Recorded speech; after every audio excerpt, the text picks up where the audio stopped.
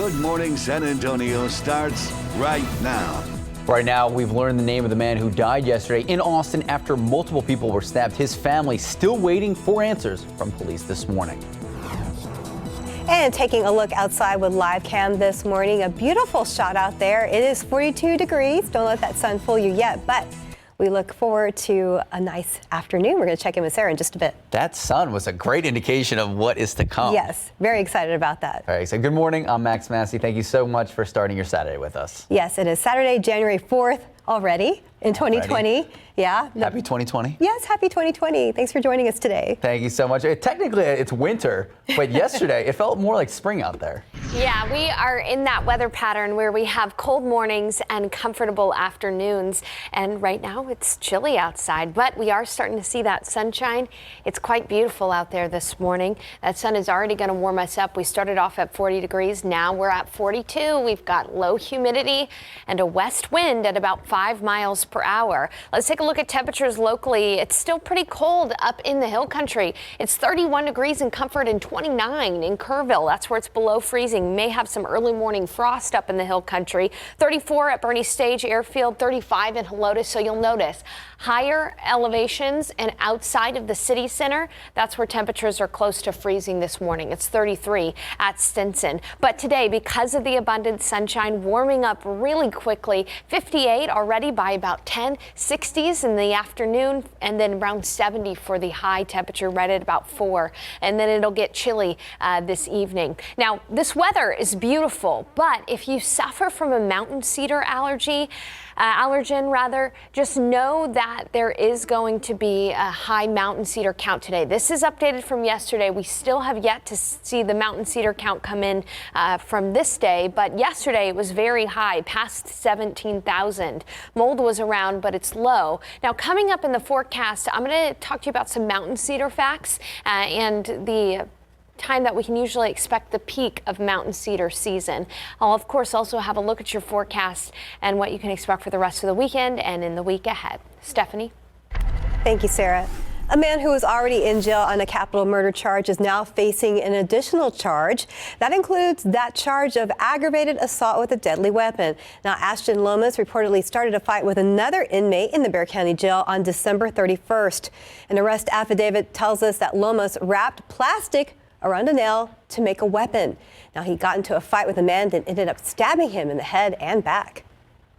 And the victim, who was killed in a stabbing in downtown Austin yesterday, has been identified as Jonathan Aguilar. Now, Aguilar's family says that he was a kitchen manager at Freebird's. Family still waiting for answers from police as they continue to investigate the situation. But the suspect, first involved in an altercation at a local coffee shop around 8 a.m. Customers intervened, detained that suspect. But when first responders arrived, that suspect was able to break away, took off running towards the Freebirds, and 2 people at that restaurant stabbed with a knife, including Aguilar. The suspect, a 27-year-old man, now in custody.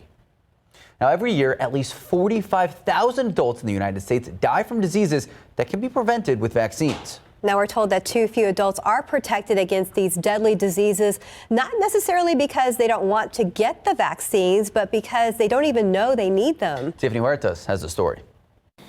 Too many adults in the U.S. are not protected against vaccine-preventable diseases. The impact of getting any of these bacterial infections or these viruses is detrimental, and it's life-threatening. Last year, 61,000 Americans died from the flu. Only 45% of adults got the vaccine. If you get the flu vaccine and then you do still get the flu, it'll decrease the severity of the flu and you'll get over it much faster. Adults also need a tetanus and diphtheria booster every 10 years. Adults over the age of 50 who have had the chickenpox need a shingles vaccine. And for adults up to the age of 26, the HPV vaccine protects against several cancers. Now that HPV vaccine has been introduced, the rates of cancer is going down. There's a vaccine for pneumococcus too. Pneumococcus is a very dangerous bacteria, and it can cause pneumonia, it can cause meningitis, it can even cause sepsis. People over the age of 65, smokers, and those under 65 who have chronic illnesses should get it. If you get vaccinated, you're not only protecting yourself, but you're protecting everyone else around you, and it can be life-saving. Tiffany Huertas, Ksat12 News. Well, happening today. It's so many people's favorite holiday. It is Yes. National Spaghetti Day. A lot of restaurants in the area celebrating with their own take on the tradition Italian plate. Can't wait. And our Alicia Beretta joins us live. Now, she's going to celebrate later this morning, but for now, she's telling us that she's helping prep things in the Bistro 09 kitchen. Alicia. Can you believe it? I'm ditching my favorite, which is Mexican food, and my second favorite is Italian. So we've made it out here to Bistro 09, and hopefully I'll be helping prep some of the part of this dish. But we'll leave that to the expert. We have Chef Damien Badel here with Bistro 09. What are we prepping this morning? Well, good morning. On Spaghetti Day, of course, spaghetti. So spaghetti carbonara, which is a big classic for Italians. And I grew up in France, and so I grew up eating also a bunch of Italian food. And one of my favorites was this one, spaghetti carbonara. So of course it ended up on my menu, 40 years later, back here in San Antonio. And you say it's pretty simple. I mean, this is definitely for those who love meat, not too much veggies. So tell us about that, the basic ingredients. It is basic ingredients, of course, spaghetti, bacon, onions, and peas. So a little bit of white wine and cream to get things all together, and a classic egg yolk, which helps into smoothness, and it also acts as a thickener a little bit. That good flavor that ties the dish together. And then over here we have. So of course, everybody knows how to cook spaghetti. This one's already done. We have it al dente and ready to go. And from there, you keep your spaghetti out, and then you'll start your sauce with bacon and onions at first. So we'll be sticking around with you, Max, Stephanie. Last week we were just talking about those New Year's resolutions, and most of the time, it's to eat healthy, stay fit. But this is good. This is good for the soul. Of course, and obviously everyone knows everything in moderation is what keeps you going well. So stick around, you guys. A little bit of this and a little bit of that. Yeah. We'll be having a little bit of this later on today. Back to you. Well, here's the thing, Alicia. Calories don't count on holidays. And so if it's National Spaghetti Day, you're Calories safe. don't count on holidays, they're saying. Well, it's a national holiday, so we're safe. We're safe. That's right. We're good. It's okay. We can eat spaghetti now, so that way we have fuel to go running. Carb for New loading the Year's. day. That's Yeah. smart. Yeah. Way to think ahead. Yeah, that way we can work out. Well, Spaghetti, Alicia, work out. Feel free to bring leftovers. Yes, I'll and be then here all day. we'll work out. And then she'll work out. Well, speaking of food, very exciting day here at Ksat. Yes. New show, Texas Eats, hosted by resident foodie David Elder, debuts today at 10 a.m. just after GMSA. And we have a sneak peek. That's true. We are so excited about this. And in this clip, David Elder goes inside a local business, transforming waste from brewing beer into low-carb, high-protein flour. We learned how to make it into flour, and then all of a sudden people are like, this is such a cool story. You guys are using waste in Texas, trying to help Texas eat better, and we have a giving back program. So Grain for Grain stands for every pound that we give a portion away, grain for grain.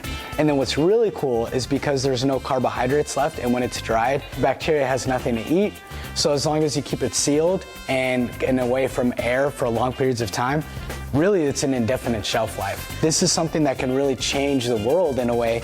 Like, we're taking something that literally in the US, 6 million tons of this goes to waste, and all of a sudden we're now able to turn that into a consumable product for humans. This is the same stuff that they're using to make beer out of, and now they're making flour out of it. It's incredible. All right, so our whole episode is all about Tex-Mex food today, and this actually makes a really good tortilla. Oh yeah.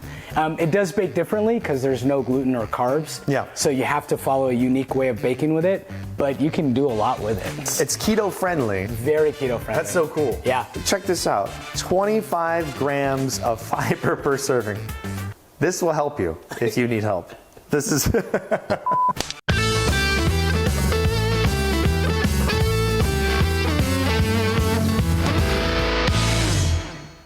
Very excited about that. So again, Texas Eats premieres today at 10 a.m. If you want to know more about the show or learn more about our host, David Elder, you can go to our website at ksat.com to find out more. Very cool. I'm so excited because we've been watching Elder Eats the last couple of years. Yes. Now we get the whole show right after our show, so we're one big GMSA family now. I know, we're so lucky. We are so Looking lucky. forward to it. I'm looking forward to samples, David.